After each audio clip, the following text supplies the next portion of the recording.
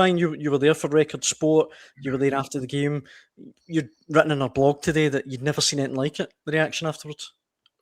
Yeah, we were just talking about it before we started, didn't we? I wasn't there when the Sharks were out after Ross County during the COVID season. I think Mick was there. But yeah, from my perspective, I've definitely never seen anything kind of like that. After the game, fans, I kind of estimate between probably about 1,500 fans gathered immediately after the final whistle, straight outside the Parkhead doors, and they were absolutely livid. Seething. It was really kind of poisonous atmosphere, and yeah, I think this is just the kind of start of it really ramping up now.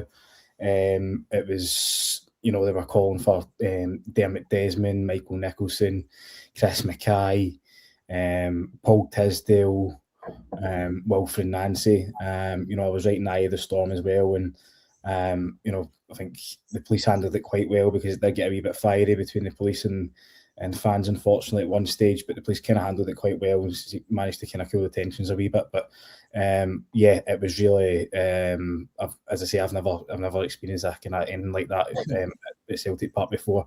And the fans have, I think they stuck around just to about 5 o'clock, and the team came out as well. The police installed metal barriers to allow the team to leave the stadium eventually, and that was around about probably just before 5 o'clock. And yeah, the fans that stuck around, I gave them absolute dogs abuse. You'll be able to see it on Record Sports channels and on the website. The footage is quite something. Cal McGregor, James Forrest, Kieran Tierney, Jota, who hasn't played in almost a year, they were all in the firing line. And yeah, it's fair to say a lot of fans made their voices heard and got a lot off their chest, but there was no sign of Wilfred Nancy. I'm assuming he's probably went out the side door, or has decided to remain in the building for a while until things kind of calm down. But yeah, it was extraordinary scenes, really. And as I say, I think this is, I know obviously the protests have been going on for quite a while, since the start of the season, since the Champions League exit. But I think things are going to really ramp up now. There's been sack the board chants across maybe kind of small sections of the stadium, but today, at the game, I did hear that it was a kind of a large percentage of fans that were kind of joining in this time, and I did see fans in the main stand turning around and really directing their anger towards the director's box, which isn't nice to see. Obviously, you worried that things would get out of hand and somebody would end up doing something stupid.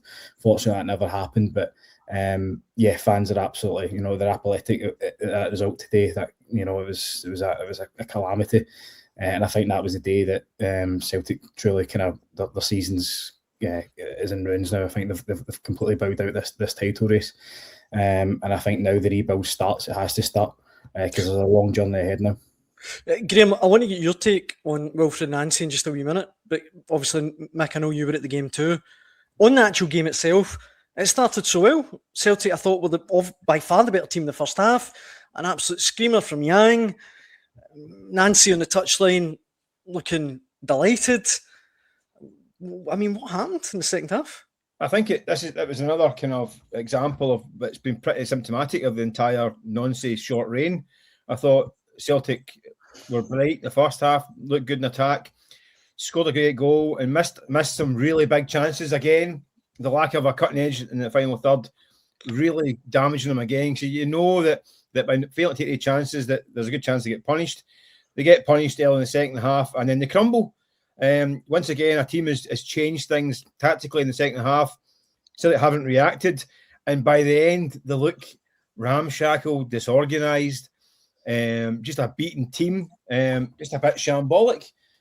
So a game, and I've not got the final stats in front of me, but it was maybe 20 plus shots that they had on goal, 7 or 8 on target, and then lose the game 3-1, and it could have been worse.